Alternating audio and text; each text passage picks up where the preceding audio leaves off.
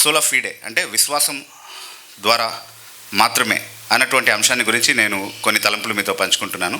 దేవశాస్త్రపరంగానే Bible నుండే అసలు విశ్వాసం ద్వారా మాత్రమే మనం ఎందుకు రక్షింపబడుతున్నామని నమ్ముతున్నాం అన్నటువంటి విషయాల్ని మనం అర్థం చేసుకునే ప్రయత్నం చేద్దాము. ఉన్న పరిమిత సమయంలో కొన్ని విషయాలు మాత్రమే నేను మీతో పంచుకుంటాను, కానీ ఇది చాలా పెద్ద అంశము. తర్వాత కూడా దీనిపైన మీ అధ్యయనాన్ని కొనసాగించండి. ఓకే, మనందరికీ తెలిసిన ఒక వాక్య భాగాన్ని చదువుకుని ప్రారంభించుకుందాం. ఎఫెసీ పత్రిక 2వ అధ్యాయము 8-9 వచనాలు దాదాపుగా మనందరికీ కంటతా వచ్చినటువంటి వాక్యం. మీరు విశ్వాసం ద్వారా కృపచేతనే రక్షింపబడి ఉన్నారు, ఇది మీ వలన కలిగినది కాదు, దేవుని వరమే, ఇది క్రియల మూలంగా సంపాదించుకునేది కాదు, కాబట్టి ఎవరు అతిశయపడడానికి వీల్లేదు.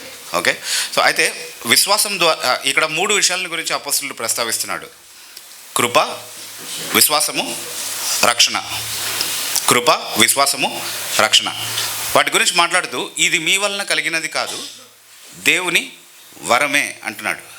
ఇది మీ వలన కలిగినది కాదు అంటే ఏది మీ వలన కలిగినది కాదు? కృపనా, విశ్వాసమా, రక్షణనా? ఏది మీ వలన కలిగినది కాదు? రక్షణ. అయితే కృప మన వల్లనే కలిగిందంటారా? అది కాదు, నేను అడిగింది దేవుని వల్ల కలిగిందా మన వలన కలిగిందా అని కాదు. ఏది మీ వలన కలిగినది కాదు అని అంటున్నాడు ఈ 3 అని అడుగుతున్నాను. ఈ 3 ఏది కూడా మీ వలన కలిగినది కాదు. మరైతే ఇవి మీ వలన కలిగినవి కావు అని రాయాలి కదా. గ్రామర్లో తేడా వచ్చింది కదా.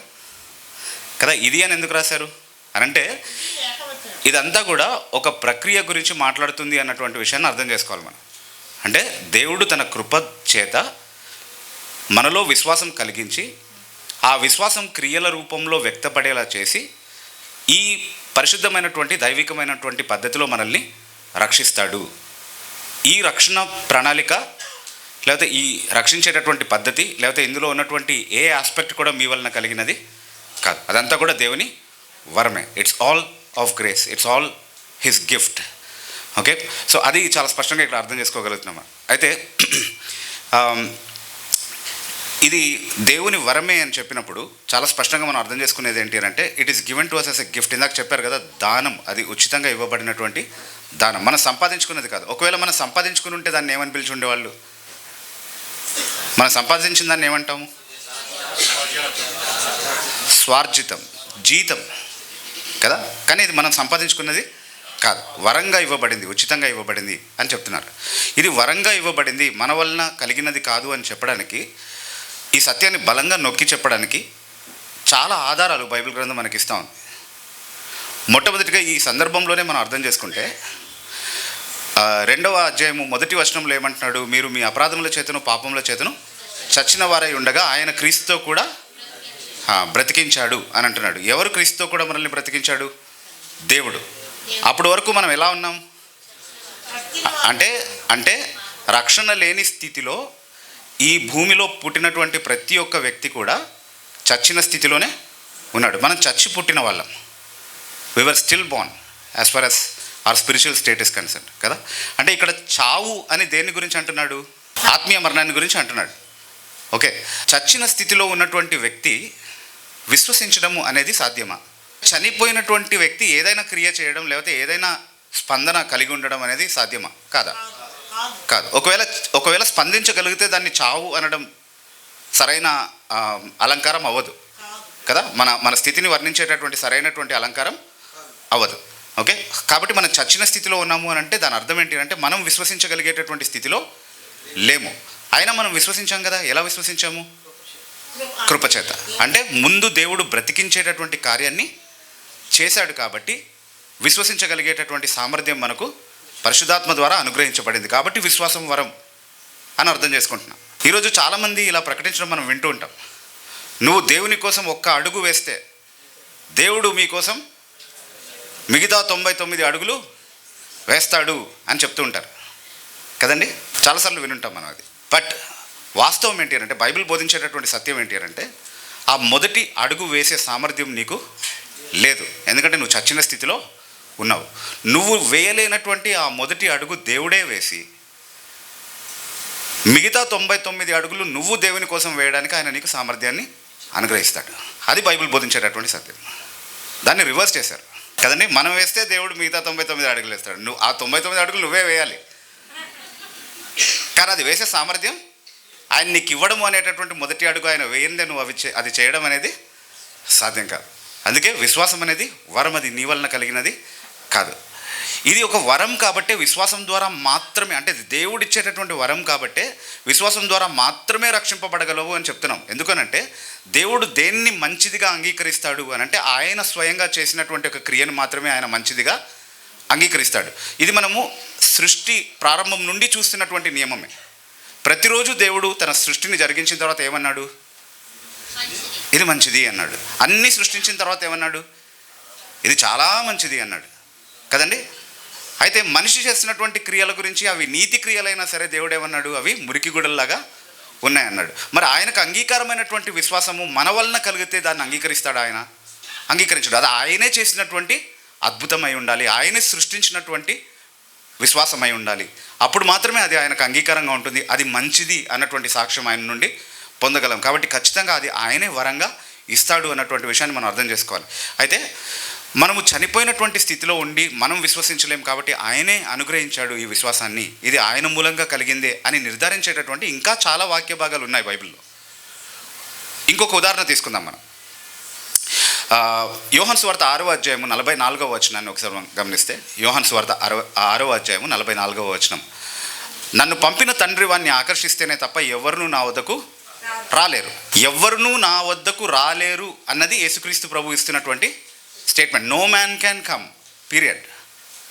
యూ కాంట్ కమ్, అంతే, నువ్వు రాలేవు. సరే, అయితే మనం అందరం యేసుక్రీస్తు దగ్గరకు వచ్చామా రాలేదా? వచ్చారు కదా అమ్మ, థ్యాంక్ యూ. ఓకే, మరి ఎలా వచ్చారు? రాలేరని అంటున్నారు కదా యేసు ప్రభు. అక్కడే ఉంది ఆన్సర్. నన్ను పంపిన తండ్రి వాణ్ణి ఆకర్షిస్తేనే తప్ప ఎవరు రాలేరు. అంటే మనం ఎలా వచ్చాము? ఆయన్ని పంపిన తండ్రి మనల్ని ఆకర్షించాడు కాబట్టే మనం రాగలిగాం, లేకపోతే వచ్చి ఉండేవాళ్ళం కాదు. యాజ్ సింపుల్ యాజ్ దట్ కదండి. ఆయన ఆకర్షించాడు అన్నది చాలా స్పష్టంగా బైబిల్ బోధిస్తున్నటువంటి సత్యం. ఈ ఆకర్షణ అనేటటువంటి మాట మన తెలుగు భాషలో ఆకర్షణ అని అనువదించారు, అది బాలేదు కదండి. అదేదో అబ్బాయి అమ్మాయిని ఆకర్షించినట్టు, అమ్మాయి అబ్బాయి ఆకర్షించినట్టు అలా ఆకర్షించబడతామా మన దేవుని దగ్గరికి? అలా కాదు కదా. కాబట్టి మనం ఆకర్షించబడ్డం అనేది గ్రీక్ భాషలో వాడబడినట్టు. ఇంగ్లీష్ భాషలో ఎలా ఉంది అది? No man can come except the father which sent me draw him అని ఉంది కదా. Drawing is a better word than ఆకర్షణ. ఓకే, అయితే గ్రీక్లో వాడబడినటువంటి పదం ఏంటి అని అంటే హెల్కో అనే పదం వాడారు. హెల్కో. బైబిల్ ఒరిజినల్లీ ఇంగ్లీష్లో రాయబడిందా, తెలుగులో రాయబడిందా? Originally Greek. సో గ్రీక్ భాషలో వాడబడినటువంటి పదం ఏంటి? హెల్కో. ఈ హెల్కో అనేటటువంటి పదానికి ఉన్నట్టు అంటే అర్థం ఏంటి అని అంటే బలవంతంగా ఈడ్చుకొని రావటం అనే భావాన్ని అది స్ఫురిస్తుంది. ఉదాహరణకి మీరు అపోస్తుల కార్యములు 17వ అధ్యాయంలో అపోస్తులను హింసించి న్యాయస్థానం దగ్గరికి వాళ్ళని బలవంతంగా తీసుకెళ్ళినటువంటి సందర్భంలో కూడా, అంటే మనం చదువుతున్నాం కదా, యాసోను ఇంట్లో వాళ్ళు ఉన్నప్పుడు బలవంతంగా దొమ్మిగా వాళ్ళ మీదకి వచ్చి వాళ్ళని బలవంతంగా న్యాయస్థానం దగ్గరికి తీసుకెళ్లారు అన్నటువంటి సందర్భాల్లో వాడినటువంటి పదం కూడా హెల్కోనే. అక్కడ ఒకవేళ ఆకర్షణ అని పెట్టుంటే ఎలా ఉంటుంది చూడండి ఒకసారి. మ్యాచ్ అవుతుందా? అంటే న్యాయస్థానం దగ్గరికి అపోస్తుల్ని యాసోను ఇంటి వారిని ఆకర్షించారు అని అంటే అర్థం ఉందా ఏమన్నా? కుదరట్లా. సో కాబట్టి కరెక్ట్ పదం ఏంటి? ఈడ్చుకొని రావడమే, బలవంతంగా ఈడ్చుకొని రావడమే. సో దేవుడు బలవంతంగా ఆ పని మన జీవితంలో చేసి ఉండకపోతే, బలవంతంగా తన వద్దకు మనల్ని నడిపించేటటువంటి కార్యాన్ని ఆయన తన కృపలో చేసి ఉండకపోతే మనం ఎవరం కూడా వచ్చి ఉండేవాళ్ళం కాదు. అదేంటండి అలా మాట్లాడకూడదు కదండి, దేవుడు బలవంతంగా చేయడం ఏంటండి, మనకు స్వేచ్ఛ ఉంది కదండి, we have a free will and we have to freely come కదండి అని ఆలోచిస్తే, చూడండి నేను సాధారణంగా ఈ అనాలజీ వాడుతూ ఉంటాను. మా చిన్న పాప ఉంది, చిన్నగా ఉన్నప్పుడు బాగా అల్లరి చేసేది. ఒకవేళ ఆమె రోడ్డు మధ్యలో బాగా ట్రాఫిక్ హడావిడి ఉన్నప్పుడు రోడ్డు మధ్యలోకి వెళ్ళి నిలబడింది అనుకుందాం. ఓకే, ఇప్పుడు నేను ఒక మంచి తండ్రిగా ఏం చేస్తాను? నేను ఒక సేఫ్ ప్లేస్లో నిలబడి, అమ్మ నువ్వు ఇంటికి వస్తే నేను తీసుకెళ్తాను, నేను చాలా మంచి తండ్రిని, మన ఇల్లు తెలుసు కదా నీకు ఎంత బాగుంటుందో, అన్నీ సురక్షితంగా, ఇక్కడ ఉంటే చచ్చిపోతావమ్మా, ఇలా ఉండకూడదమ్మా, ప్లీజ్ అమ్మా దయచేసి రామ్మా అని నేను ఆహ్వానిస్తూ ఉంటే, తర్వాత బతిమలాడుతూ ఉంటే, ఆమె ఒకవేళ ఒప్పించబడితే వస్తుంది, లేకపోతే అక్కడే చచ్చిపోతుంది. అలా చేస్తే మంచి తండ్రినా? లేకపోతే నేను బలం ప్రయోగించి అవసరమైతే 4 తగిలించి ఈడ్చుకొని వస్తే అప్పుడు మంచి తండ్రినా? చేయాలి. అలా చేయడంలో ఏమైనా తప్పుందంటారా? అలా చేయకపోతేనే తప్పు. నేను ఒక మంచి తండ్రిని ఎప్పుడవుతాను? ఖండించినప్పుడు, బుద్ధి చెప్పినప్పుడు, చేయాల్సినది చేసి ఆమెను ప్రమాదం నుంచి తప్పించినప్పుడు మంచి తండ్రిని అవుతాను కదా. అలాగే నేను ప్రమాదంలో ఉన్నప్పుడు దేవుడు నన్ను బలవంతంగా ఆ ప్రమాదం నుండి బయటికి లాగితే, అగ్నిలో నుండి కొందరిని లాగినట్టుగా లాగండి మనకే చెప్పాడు కదా. అలా దేవుడు ఒకవేళ బలంగా మనల్ని ఆ ప్రమాదపు పరిస్థితి నుండి విడిపించుంటే అలా చేయవచ్చా, చేయకూడదా? అలాగే చేశాడు. నిత్యత్వంలో మనం దేవుణ్ణి ఆరాధిస్తున్నప్పుడు, స్తుతిస్తున్నప్పుడు ఆయనకి కృతజ్ఞతాస్తుతులు చెల్లించేటటువంటి ఒక గొప్ప విషయం ఏంటి అంటే, దేవా బలవంతంగా నన్ను రక్షించిన నీ కృప కొరకు స్తోత్రములు అని చెప్తాం మనం. అలా కాకపోతే ఇంకే విధంగా కూడా నేను రక్షింపబడి ఉండేవాడిని కాదు కదండి. ఒక సందర్భంలో ఒక పాస్టర్ గారిని ఒకళ్ళు అడిగారంట ఇట్లా, బైబిల్లో దయ్యం పట్టిన వ్యక్తి గురించి చదువుతున్నాం కదా మనం. దయ్యం పట్టిన వ్యక్తి గురించి చదువుతున్నాం. ఇప్పుడు ఆ దయ్యము ఆ వ్యక్తిలోనికి వెళ్లే ముందు అనుమతి తీసుకుని వెళ్ళిందా, అనుమతి తీసుకోకుండా వెళ్ళిందా? అలాంటప్పుడు దేవుడు ఎందుకు ప్రవేశించలేడు ఒక మనిషి లోపలికి అని అడిగాడంట, అనుమతి లేకుండా. దయ్యం వెళ్ళగలిగింది కదా, ఎందుకు వెళ్ళాడు అని అంటే ఈయన ఆలోచించి తెలివైన ఒక సమాధానం చెప్పాడు. దయ్యానికి అసలు మర్యాద లేదండి, కానీ దేవుడు మాత్రం చాలా మర్యాదస్తుడు. కాబట్టి ఏం చేస్తాడు? హృదయం అనేది తలుపు నొద్ద నిలబడి ఏం చేస్తాడు? నిలబడి తలుపు తడుతూనే ఉంటాడు. ఎప్పటి వరకు? నువ్వు తీసే వరకు తడుతూనే ఉంటాడు. ఆయన చాలా మర్యాదస్తుడు. వినడానికి భలే ఉంది కదండి ఆన్సర్. Excellent answer. సరే, నేను ఇంకో విషయం చెప్తాను. నేను ఇంట్లో ఒక ప్రమాదంలో చిక్కుకుపోయినాను. షార్ట్ సర్క్యూట్ అయింది, మంట అంటుకుపోయింది, అంతా కాలిపోతుంది. మీరు వచ్చి బయట నిలబడి డింగ్ డాంగ్ కాలింగ్ బెల్ కొడుతున్నారు. కాలింగ్ బెల్ కొడుతున్నారు. ఏమంటున్నారు? ఎక్స్క్యూజ్ మీ అండి, మీరు తలుపు తీస్తే నేను వచ్చి లోపలికి వచ్చి మిమ్మల్ని కాపాడే ప్రయత్నం ఏమైనా చేస్తాను. అదేంటంటే మీరు లోపలికి వచ్చి నేను చాలా మర్యాదస్తుడిని, కాబట్టి నేను లోపలికి రాలేను. ఎక్స్క్యూజ్ మీ అండి. సరే, లోపలికి వచ్చిన తర్వాత కూడా ఇంకా ఆయన మర్యాద చూసి మనం ఏం చేయాలి? సరే, ముందు కాస్త మంచినీళ్ళు ఏమన్నా తీసుకోండి, నన్ను కాపాడే పని తర్వాత చూసుకుందాం. కానీ హెచ్చరిక చేస్తున్నాడు, సంఘం వెలుపల నేనున్నాను, లోపల ఉండాల్సినోడిని అని చెప్పి ఎవరైనా నా స్వరం విని తలుపు తీస్తే అంటున్నాడు. ఎందుకు ఎవరైనా నా స్వరం విని తలుపు తీస్తే? ఎందుకంటే సంఘానికి చెప్తున్నటువంటి అన్ని మాటలు కూడా వ్యక్తిగతంగా అన్వయించుకోవాల్సినటువంటి మాటలే. ఆత్మ సంఘములకు చెప్పు మాట వినుటకు చెవులు గలవాడు వినుగాక. కాబట్టి వ్యక్తిగతంగా అన్వయిస్తూ చెప్తున్నాడు, అంతేగాని అది రక్షణ లేని స్థితిలో ఒక వ్యక్తి తన హృదయాన్ని తానే తెరుచుకోగలడు అని చెప్పడం కోసం కాదు. అందుకే పాల్ వాషర్ గారు ఒక మాట అన్నారు, my friend, Jesus Christ is the lord of your heart, and if he wants to come in, he will kick the door down. You like that? యేసుక్రీస్తు ప్రభు నీ హృదయానికి రాజుగా ఉన్నాడు కాబట్టి, ప్రభువుగా ఉన్నాడు కాబట్టి, ఆయన లోపలికి రావాలనుకుంటే తలుపు తన్నుకొని లోపలికి వస్తాడు, అంతే. అలాగే నన్ను రక్షించాడు, అలాగే నిన్ను రక్షించాడు, అలా మనల్ని రక్షించాడు కాబట్టి మనం రక్షింపబడగలిగాం అనేది బైబిల్ బోధిస్తున్నటువంటి సత్యం. ఓకే, మరి అయితే తర్వాత వచ్చే ప్రశ్న ఏంటి అంటే, విశ్వాసం ద్వారా మాత్రమే అనేది బాగా అర్థమైంది. ఎందుకంటే అది నా వలన కలిగేది కాదు, అది దేవుడు మాత్రమే పుట్టించేటటువంటిది. అలా దేవుడు పుట్టించేటటువంటి విశ్వాసాన్ని ఆయన ఆమోదిస్తాడు, దాన్ని మాత్రమే ఆయన రక్షణకు యోగ్యమైనదిగా అంగీకరిస్తాడు అన్నటువంటి విషయాన్ని మనం అర్థం చేసుకోగలిగాం. సరే, అది దేవుడు మరి విశ్వాసాన్ని అనుగ్రహిస్తాడు అని అన్నప్పుడు అది నా వలన కలిగినది కాదు అని అర్థమైనప్పుడు చాలా స్పష్టంగా వచ్చేటటువంటి ఇంకొక ప్రశ్న ఏంటి అంటే, ఆయన పుట్టించినటువంటి విశ్వాసాన్నే ఆయన ఆమోదిస్తాడు, అది నా వలన కలిగేది కాదు. నా వల్ల కలిగేటటువంటి కృత్రిమమైనటువంటి భక్తి, విశ్వాసం లాంటివి ఏమైనా ఉన్నా అది ఆయనకు అంగీకారమైనది కాదు. అలాంటప్పుడు ఆయనే ఇచ్చేటటువంటి విశ్వాసం అయితే ఎవరైనా నమ్మాలంటే ఆ విశ్వాసాన్ని ఎవరు అనుగ్రహించాలి? ఆయనే అనుగ్రహించాలి. అలాంటప్పుడు అందరికీ ఎందుకు అనుగ్రహించడు? అందరి విషయంలో ఆ పని ఎందుకు చేయడు అనేది ఒక ప్రశ్న. ఇది చాలా స్పష్టంగా మనకు అర్థమవుతాయి కదా. అంటే ఇప్పుడు రక్షణ విషయంలో ఇంకా చాలా వచనాలు మనం చెప్పొచ్చు, అంటే అది ఆయన మూలంగా మాత్రమే కలిగేది అని చెప్పడానికి. అంటే ఇప్పుడు దేవుడు తనను ప్రేమించిన వారి కొరకు 1 కొరింథీ పత్రిక 2వ అధ్యాయము 9-10 వచనాలు మనం చూసినప్పుడు, దేవుడు తనను ప్రేమించే వారి కొరకు సిద్ధపరిచినటువంటి సంగతులు కంటికి కనబడలేదు, చెవికి వినబడలేదు, మనుష్య హృదయానికి గోచరం కాలేదు, కానీ మనకైతే దేవుడు వాటిని తన ఆత్మ వలన బయలుపరిచి ఉన్నాడు. కాబట్టి మనం అర్థం చేసుకోగలుగుతున్నాం. యేసుక్రీస్తు ప్రభువులో మనం చూసేటటువంటి గొప్పతనం, ఆయనలో మనం చూసేటటువంటి మహిమ ఇతరులు ఎందుకు చూడలేకపోతున్నారు? అంటే దేవునికి అంగీకారమైనటువంటి ఈ విశ్వాసాన్ని పుట్టించే పని ఎవరు చేయగలరు? దేవుడు మాత్రమే చేయగలరు. ఇది చాలా ప్లెయిన్గా ఉన్నటువంటి విషయం. అలాంటప్పుడు అందరికీ ఎందుకు చేయడు అదే పని? అందరి విషయంలో ఎందుకు చేయడు?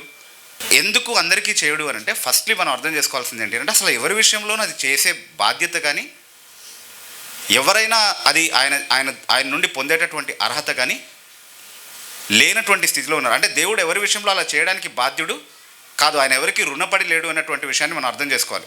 ఎందుకు అంత కఠినమైనటువంటి మాట చెప్పాల్సి వస్తుంది అని అంటే ఆయన చూపించేటటువంటి ఈ కృపాకార్యం, ఆయన యందు విశ్వాసం ఉంచడం ద్వారా ఆయనతో సమాధానపరచబడ్డం అనేటటువంటి ఈ కృపాకార్యం పొందడానికి ఎవరికి అర్హత లేదు. న్యాయంగా మాట్లాడాలంటే అందరూ నరకానికే పాత్రులు కదండి. న్యాయంగా మాట్లాడాలంటే అందరూ నరకానికే పాత్రులు. ఇది ఆయన సార్వభౌమ్యంగా చేసేటటువంటి కృపాకార్యం. ఆయన యందు విశ్వసించేలాగా ఒక వ్యక్తిని నడిపించడం అనేది ఆయన తన సార్వభౌమ అధికారం కింద చేసేటటువంటి కార్యం. అది అందరికీ ఆయన ఇవ్వాలన్నటువంటి నియమం ఏమీ లేదు. ఎందుకనంటే అందరూ నరకానికి వెళ్ళాల్సినటువంటి వాళ్ళే. న్యాయంగా అందరినీ ఆయన నరకానికి పంపించేసినా అందులో ప్రశ్నించడానికి ఏమీ లేదు.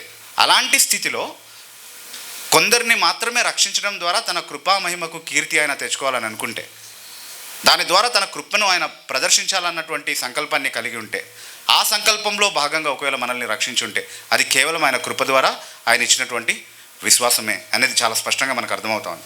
అందుకే ఈ విశ్వసించేటటువంటి కార్యము ఆయన చేసేటటువంటి అద్భుతంగానే ప్రతి ఒక్కరిలోనూ చూస్తాం తప్ప ఎవరో అది వారంతల వారే తయారు చేసుకుని వారి అంతరంగంలో పుట్టించుకొని విశ్వాసులుగా మారినటువంటి సందర్భాన్ని ఎక్కడ మనం చూడం. ఇది దేవుడు తన సార్వభౌమ అధికారంతోనే చేసేటటువంటి విషయం. అలా కాకుండా ఎవరినైనా ఆ కార్యాన్ని చేయకుండా విడిచిపెట్టేశాడు అని అంటే దాని విషయంలో మనం ఆయన్ని ప్రశ్నించడానికి ఏమీ లేదు. ఎందుకంటే న్యాయంగా వాళ్ళకి రావాల్సినటువంటి ఉగ్రతకు వాళ్ళని విడిచిపెట్టాడు అన్నటువంటి విషయాన్ని ఖచ్చితంగా మనం అర్థం చేసుకోగలుగుతాం. దేవుడు అలాగే చేశాడు. ఉదాహరణకి మనం చూద్దాం కొన్ని మాటలు. చూడండి, అపోస్తుల కార్యములు 13వ అధ్యాయము 48వ వచనం. అపోస్తుల కార్యములు 13వ అధ్యాయము 48వ వచనంలో 2వ భాగాన్ని మనం చదివినప్పుడు, కాబట్టి నిత్య జీవమునకు నిర్ణయించబడిన వారు విశ్వసించిరి అన్నటువంటి మాట మనం చదువుతున్నాం. తీసారా అందరూ కూడా? ఒకసారి అందరూ తీయండి. అది నిత్య జీవము కొరకు నిర్ణయించబడిన వారు అందరూ విశ్వసించిరి. ఓకే, విశ్వసించిన వారు నిత్య జీవం కొరకు నియమించబడిరి అని ఎవరి బైబిల్స్లో అయినా ఉందా? ఉండదు. ఉండాలంటే మళ్ళీ తిరగరాయాలి మనం బైబిల్ కదా. దేవుడు రాయించినటువంటి బైబిల్లో మాత్రం అలా లేదు. ఏమనుంది? నిత్య జీవం కొరకు నిర్ణయించబడిన. ఓకే, సో మొదట ఏం జరిగింది? నేను విశ్వసించడమా లేకపోతే దేవుడు నిర్ణయించడమా? దేవుడు నిర్ణయించడం మొదట జరిగింది. దాని ఫలితంగా మనం విశ్వసించాం. ఓకే, ఉందండి దేవుని నిర్ణయం, ఏర్పాటు ఇదంతా ఉంది, కానీ అది సేవ పరిచర్య విషయంలో మాత్రమే ఉంటుందండి, రక్షణ విషయంలో ఉండదండి అని కొంతమంది మాట్లాడుతుంటారు. కానీ ఇక్కడ చాలా స్పష్టంగా ఉంది. దేని కొరకు నిర్ణయించాడంట? నిత్య జీవం కొరకు. అంటే రక్షణ గురించే ఇది మాట్లాడుతుంది. తర్వాత నిత్య జీవం కొరకు ఆయన ఏర్పరిచినటువంటి ఎంతమంది విశ్వసించారు? వారందరూ. నిత్య జీవం కొరకు ఆయన ఏర్పరిచినటువంటి వారందరూ విశ్వసించిరి అని చదువుతున్నాం మనం అక్కడ కదండి. కాబట్టి ఎవరినైతే దేవుడు ఏర్పరిచాడో వాళ్ళు విశ్వసించడం అనేది తప్పకుండా జరుగుతుంది. ఓకే, మరి విశ్వసించని వాళ్ళ గురించి మనం ఎలా అర్థం చేసుకోవాలి? చూడండి ఒకసారి, యోహాను సువార్త 10వ అధ్యాయము 26వ వచనం మనం చదివితే, మీరు నా గొర్రెల్లో చేరిన వారు కారు కనుక. అది కూడా చూడండి ఒకసారి అందరూ. అంటే చాలా వివాదాస్పదమైనటువంటి మాటలు కాబట్టి నేను బాధ్యత తీసుకోను వాటికి. ఓకే, అది బైబిల్లో ఉంది కాబట్టి చెప్తున్నాను. మీరు నా గొర్రెల్లో చేరిన వారు కారు గనుక మీరు నమ్మరు. మీరు నా గొర్రెల్లో చేరిన వారు కారు గనుక మీరు నమ్మరు. చూడండి, మీరు నమ్మట్లేదు కాబట్టి మీరు నా గొర్రెలు కాదు అంటున్నాడా? మీరు నమ్మట్లేదు కాబట్టి మీరు నా గొర్రెలు కాదు అంటే ఈజీగా అర్థమైపోతుంది మనకి. నమ్మలేదు, గొర్రెలు అవ్వలేదు అని కదా. కానీ ఏమంటున్నాడు? మీరు నా గొర్రెలు కాదు కాబట్టి మీరు నమ్మరు. అంటే ఆయన గొర్రెలు కాని వాళ్ళు ఉన్నారు, వాళ్ళు నమ్మరు. ఆయన నిత్య జీవం కొరకు నిర్ణయించినటువంటి వాళ్ళు ఉన్నారు, వాళ్ళు విశ్వసిస్తారు. అలా ఆయన నిర్ణయించి ఆయన వరంగా ఇచ్చినటువంటి విశ్వాసం కలిగినటువంటి వారు మాత్రమే రక్షింపబడతారు. మిగతా వాళ్ళు రక్షింపబడరు. అంతే. ఒకటి ఆయన న్యాయాన్ని చూపిస్తుంది, ఇంకొకటి ఆయన కనికరాన్ని, కృపని చూపిస్తుంది. అన్యాయాన్ని ఏం చూపిస్తుంది? అన్యాయం చూపించేది ఏది కూడా లేదు దేవునిలో కదండి. ఇప్పుడు నేను యాకోబును ప్రేమించాను, ఏసావును ద్వేషించాను అని ఉందా? ఉంది కదా. అయితే అదేంటండి ఏసావును ద్వేషించడం ఏంటండి అని ఆశ్చర్యపోతుంటారు చాలామంది. అది కాదు ఆశ్చర్యపడాల్సినటువంటి విషయం. ఎందుకంటే న్యాయంగా మాట్లాడితే ఏసావుకి ఏం రావాలి? అది కాదు, అది దాని గురించి మాట్లాడలేదు. ఇక్కడ ప్రేమ ద్వేషం గురించి మాట్లాడుతున్నాం మనం. రెండే విషయాల గురించి చెప్పండి. న్యాయంగా మాట్లాడితే ఏసావుకి ఏం రావాలి? ఎలా రావాలి అంటే ఏసావు చాలా మంచోడా? దేవుని ప్రేమకు అర్హుడా? కాదు. కాబట్టి ఏం రావాలి అంటే దేవుని యొక్క ఉగ్రత రావాలి. ఎవరికైనా దేవుని యొక్క ఉగ్రతే రావాలి న్యాయంగా మాట్లాడితే. కాబట్టి ఏసావుని నేను ద్వేషించానని చెప్పడంలో ఎలాంటి ఆశ్చర్యము లేదు. కానీ ఆశ్చర్యం ఎక్కడుంది? నేను యాకోబును ప్రేమించాను అని చెప్పడంలో ఆశ్చర్యం. ఎందుకంటే యాకోబు ప్రేమించబడ్డానికి అర్హుడా? కాదు. యాకోబు మోసగాడు కదా. కాబట్టి అంటే యాకోబు చరిత్ర అంతా మనకు వద్దు, కానీ యాకోబు దేవుని చేత ప్రేమించబడ్డానికి అర్హుడు కాదు. అయినా యాకోబుని నేను ప్రేమించాను అంటున్నాడు. అది ఆశ్చర్యం. అసలు యాకోబుని ఎందుకు ప్రేమించాలి? అసలు నిన్నెందుకు ప్రేమించాలి? నన్నెందుకు ప్రేమించాలి? అసలు ఎందుకు ప్రేమించాలి అన్నటువంటి ఆ విషయమే మనల్ని నిజంగా ఆశ్చర్యానికి గురి చేయాల్సినటువంటి విషయం. ఏసావు పట్ల ఆయన ఏం చూపించాడు? తన న్యాయాన్ని చూపించాడు. యాకోబు పట్ల ఏం చూపించాడు? తన కృపను చూపించాడు. మరి అన్యాయం ఎవరి పట్ల చూపించాడు? ఎవరికి చేయలేదు. అన్యాయం. ఒకరికి న్యాయం చూపించాడు, ఇంకొకరికి కృప చూపించాడు, కానీ అన్యాయం ఎవరికి చేయలేదు. ఓకే, ఆ విషయాన్ని చాలా స్పష్టంగా అర్థం చేసుకుందాం మనం. అందుకే మనల్ని ఆయన యేసుక్రీస్తు ప్రభువునందు జగత్పునాది వేయబడక మునిపే రక్షణ పొందడానికి ఏర్పరచుకున్నాడు అన్నటువంటి మాట గురించి మనం చదువుతున్నాము. ఎక్కడుంది ఇది? ఎఫెసీ పత్రిక 1వ అధ్యాయము 3-5 వరకు ఉన్నటువంటి వాక్య భాగాల్లో చాలా స్పష్టంగా చూస్తున్నాం మనం. ఆయన జగత్పునాది వేయబడక మునిపే మనల్ని యేసుక్రీస్తు ప్రభువునందు ఏర్పాటు చేసుకున్నాడు. ఓకే, అలాగే సామెతల గ్రంథము 16వ అధ్యాయము 4వ వచనంలో ఆయన దుష్టులను నాశన దినం కొరకు తయారు చేసుకున్నాడు అన్నటువంటి మాట కూడా చాలా స్పష్టంగా చదువుతున్నాం మనం. కాంట్రాస్ట్లో చూడండి అవన్నీ కూడా. ఓకే, అంటే ఆయన పాపానికి కర్త అని కానీ, లేకపోతే దుష్టులను దుష్టులుగా ఉండడానికి ఆయనే ప్రేరేపించి సృష్టించాడని కానీ ఎక్కడ లేదు. దుష్టులు తమ పతన స్వభావంలో పుట్టారు, అలాగే కొనసాగుతారు. కాబట్టి న్యాచురల్గా వాళ్ళకి రావాల్సినటువంటి నాశనము, శిక్ష, ఉగ్రతకు వారిని ఆయన విడిచిపెట్టాడు అన్నటువంటి విషయాన్ని మాత్రమే మనం అర్థం చేసుకోగలుగుతాం. కాబట్టి సార్వభౌమ్యంగా దేవుడు చేసినటువంటి కార్యం ఇది. ఎవరైనా రక్షింపబడుతున్నారంటే, ఎవరైనా దేవుడు అంగీకరించేటటువంటి, దేవునితో సమాధానపరచబడగలిగేటటువంటి సువార్త యందలి విశ్వాసం కలిగి ఉన్నారు అని అంటే అది దేవుడు వరంగా ఇచ్చిందే. ఆయనే తయారు చేశాడు. ఆయన తన నిర్ణయం చొప్పున చేసినటువంటి సార్వభౌమ్య కార్యము. అలా చేయడంలో అన్యాయం ఏమీ లేదు. ఈ మాధ్యమం ద్వారా మాత్రమే ఎవరైనా రక్షింపబడ్డం అనేది సాధ్యము అన్నటువంటి విషయాన్ని చాలా స్పష్టంగా మనం చూడగలుగుతున్నాం. ఒక్క ఉదాహరణ మనం చూసుకుంటే, ఇలా న్యాయంగా మాట్లాడుతున్నటువంటి సందర్భం అంటే ఇప్పుడు మీరు అనొచ్చు, ఇలా మాట్లాడితే చాలామంది దీన్నే ఒక సాకులాగా చూపిస్తారండి. దేవుడు నన్ను ఏర్పరచుకోలేదు కాబట్టే నేను నమ్మట్లేదు. ఇప్పటివరకు నేను రక్షణ పొందకపోవడానికి నేనే కారణం అనుకున్నాను, కానీ ఇప్పుడు దేవుడే కారణం అని అర్థమైంది. అందుకే నేను రానంది, అందుకే నేను విశ్వసించను. ఇదంతా కూడా నా తప్పు కాదు, దేవుని తప్పే అని చెప్పేటటువంటి అవకాశం ఉంది కదండి. మరి ఎలా అండి అంటే, వాళ్ళని అకామిడేట్ చేసుకోవడానికి, వాళ్ళని తృప్తిపరచడానికి, వాళ్ళకి సమాధానం చెప్పుకోవడానికి మనం వాక్యంలో ఉన్నటువంటి ఒక సత్యాన్ని ఏమి తిరగరాయాల్సినటువంటి అవసరత లేదు. దేవుడు ఎవరికి సంజాయిషి చెప్పుకునేవాడు కాదు. నువ్వు దేవుని పైన ఫిర్యాదు చేస్తూ ఇలా చెప్తే నేను నరకానికి పోతాను, ఇలా దేవుడు ఇలా చేసినందుకే నేను నరకానికి పోతున్నాను అని చెప్పి దేవుడిని నిందిస్తూ నువ్వు నరకానికే పోతావు అంతే. అంతేగాని నువ్వు నరకానికి పోతున్నందుకు అయ్యో పాపం ఆయన అలా ఆలోచించి నరకానికి పోతున్నాడే అని చెప్పి దేవుడేమో వచ్చి నీకు సంజాయిషి చెప్పేటటువంటి పరిస్థితి ఉండదు అన్నటువంటి విషయాన్ని ఖచ్చితంగా మనం అర్థం చేసుకోవాలి. ఆ 5 తలాంతులు 2 తలాంతులు 1 తలాంతు పొందినటువంటి వ్యక్తి ఉపమానం గురించి మనం ఆలోచిస్తే, 1 తలాంతు పొందినటువంటి వ్యక్తి వచ్చి యజమాని పైన ఫిర్యాదు చేయడం ప్రారంభించాడు. నువ్వు కఠినుడవని, నువ్వు విత్తని చోట కోయివాడవని నాకు తెలుసు కాబట్టి నేను జాగ్రత్త పడ్డానని చెప్తూ ఉంటాడు. ఆ యజమాని ఏమైనా అతన్ని బతిమలాడి అతనికి ఏమైనా కారణాలు చెప్తున్నాడా? ఏమైనా సంజాయిషి ఇస్తున్నాడా? బాబు నన్ను తప్పుగా అర్థం చేసుకున్నావు, అలా కాదు, నేను చాలా మంచోడిని, నేను చాలా మృదు స్వభావిని, నువ్వు నన్ను తప్పుగా అర్థం చేసుకున్నావు, అలా కాదు అని చెప్పి ఏమైనా బుజ్జగించే ప్రయత్నం చేశాడా? కాదు. నేను అలాంటి కఠినుడిని తెలిసినప్పుడు నువ్వు తగిన జాగ్రత్తలు ఎందుకు తీసుకోలేదని చెప్పి అతని మాటను బట్టి అతన్ని తీర్పు తీర్చాడు. అంతే. నువ్వు దేవుడిని నిందిస్తూ నరకానికి పోతావు, అంతేగాని దేవుడేమి నీకు సంజాయిషి చెప్పుకునేటటువంటి పరిస్థితిలో లేడు అన్నటువంటి విషయాన్ని అర్థం చేసుకోవాలి. చూడండి, మొదటి సమూయేలు గ్రంథం 2వ అధ్యాయము 25వ వచనాన్ని మనం గమనిస్తే, మొదటి సమూయేలు గ్రంథం 2వ అధ్యాయం 25వ వచనంలో చివరి భాగం మనం చదివినప్పుడు అక్కడ ఏలీ కుమారుల గురించి చదువుతున్నాం. యెహోవా వారిని చంపదలిచిన కనుక వారు తమ తండ్రి మొరను ఆలకించకపోయారు. ఎందుకు వాళ్ళు తమ తండ్రి మొరను ఆలకించలేదు? యెహోవా వారిని చంపదలిచాడు. వాళ్ళు చేసిన క్రియలకి యెహోవా వాళ్ళని చంపాలనుకోవడం న్యాయమా అన్యాయమా? న్యాయమే. కాబట్టి చంపదలిచాడు. వాళ్ళకి మారుమనసు ఇవ్వాలని, వాళ్ళు దేవుని మాటలు అర్థం చేసుకుని ఆయనతో సమాధాన పడాలని ఆయన ఇష్టపడలేదు. వాళ్ళకి అవకాశం ఇవ్వాలని అనుకోలేదు. ఆయన శిక్షా విధికే వాళ్ళని లోన్ చేయాలనుకున్నాడు. కాబట్టి అదే చేశాడు. అలా ఎవరి విషయంలో అయినా చేయగలడు. ఈరోజు సోషల్ మీడియాలో యూట్యూబ్ ఛానల్ ఉంది కదా అని చెప్పి పెట్టుకొని కొంతమంది అదే పనిగా యేసుక్రీస్తు ప్రభుని, మరియమ్మని, బైబిల్ని తిడుతూ బురద చల్లుతూ కాలక్షేపం చేస్తూ ఉన్నారు. తెలుసు కదా, కొంతమంది యేసుక్రీస్తుని, మరియమ్మని దూషిస్తూ ఉంటే మనం ఎంత చెప్పినా వాళ్ళు నచ్చ చెప్పే ప్రయత్నం చేస్తుంటే, వివరణ ఇచ్చే ప్రయత్నం చేస్తుంటే దాన్ని హేళన చేస్తున్నారు, తూలునాడుతున్నారు. ఇంకా ఎక్కువగా క్రైస్తవాన్ని అవమానించేటటువంటి ప్రయత్నం చేస్తున్నారు. మనకున్నటువంటి ఆదరణ ఏంటో తెలుసా? అది చూసినప్పుడు, యెహోవా నిన్ను చంపదలిస్తే నేను మాత్రం ఏం చేయగలను? Is that right? And in God just when he does that? He is కదా. మరి అయితే ప్రశ్న ఏంటి అంటే, ఒకవేళ నన్ను నిన్ను కూడా అదే స్థితిలో విడిచిపెట్టుంటే అది కూడా న్యాయమే అయి ఉండేది కదా. కానీ ఆయన అలా చేయలేదు. అలా కాకుండా యుక్త సమయం మందు సువార్త మనకు వినిపించి దాన్ని అంగీకరించగలిగేటటువంటి కృపను మనకు అనుగ్రహించాడు.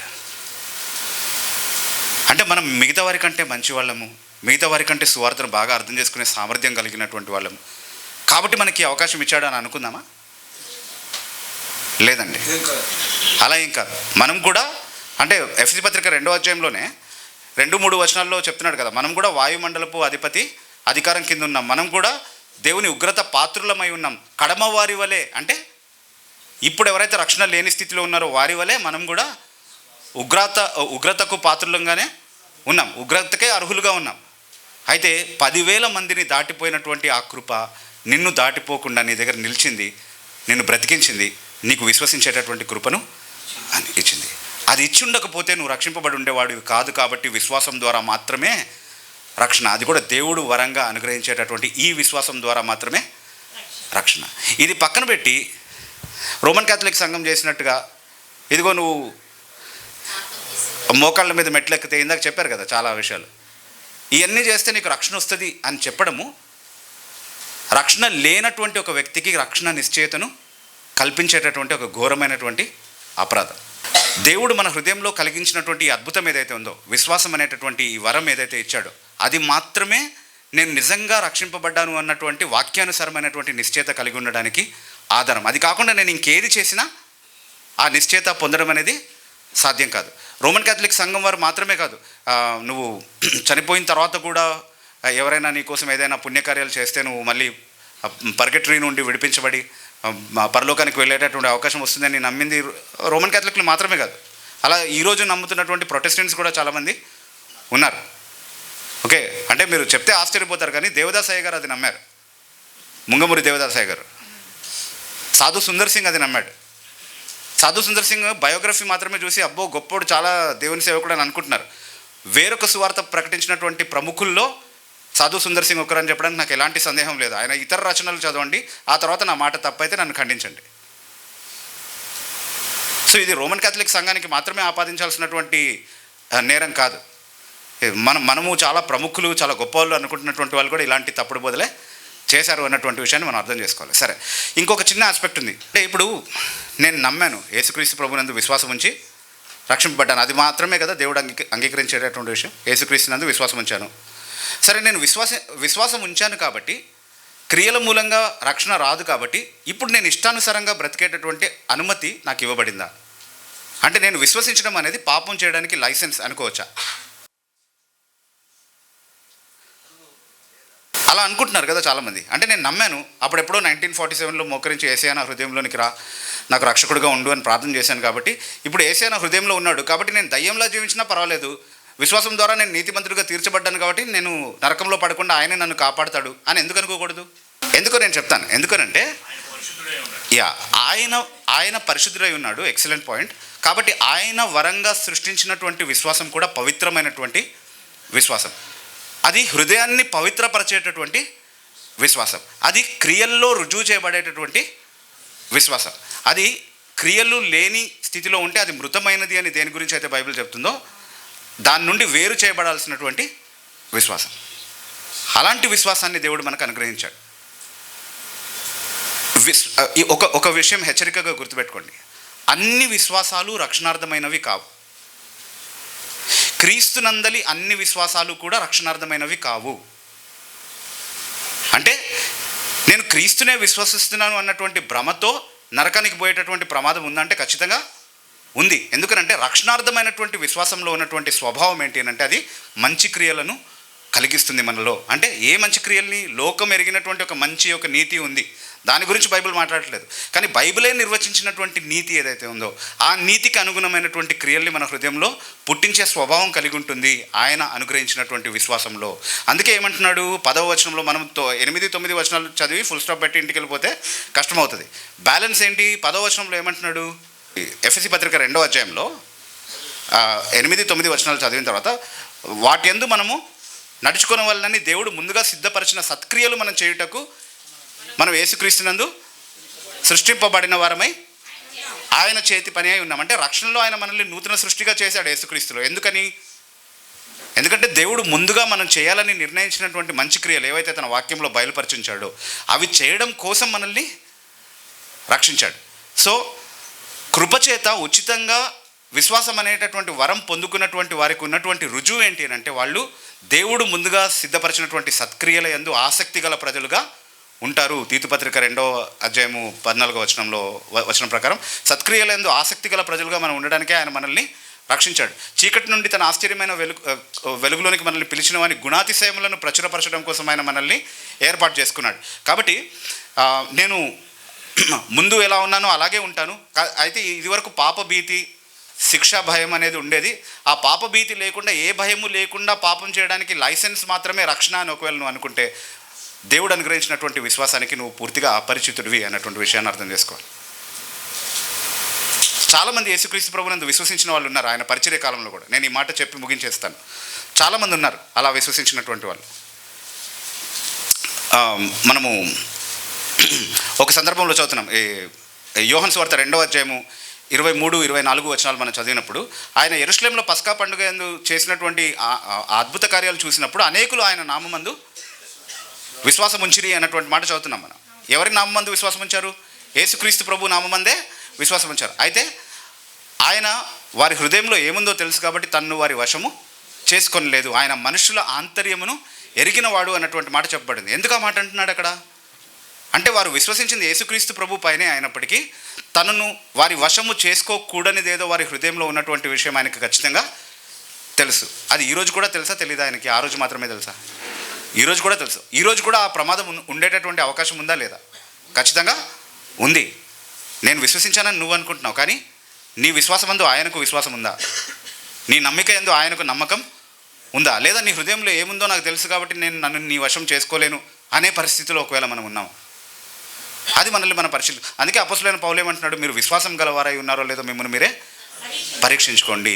అయితే దేవుడిచ్చేటటువంటి విశ్వాసం అనేది అది వరంగా ఇచ్చేది, అది ఆయన సార్వభౌమ్యంగా ఇచ్చేది, అలాగే అది పవిత్రపరిచేటటువంటి స్వభావంతో ఆయన ఇచ్చేది.